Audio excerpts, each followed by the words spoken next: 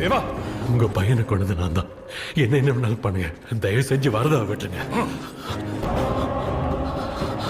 Sir, என்ன அடிங்க கொல்லுங்க, வரதாவை மட்டும் தொடாதீங்க.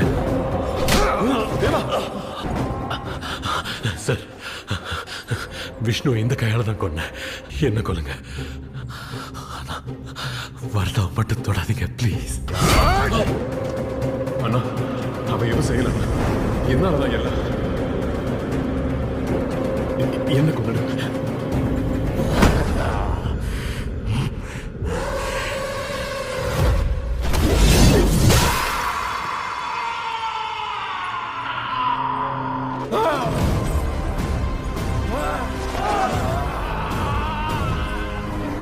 தொடக்கூடாதுன்னு சொன்னலடா, உன்னை யாரும் தொடக்கூடாது.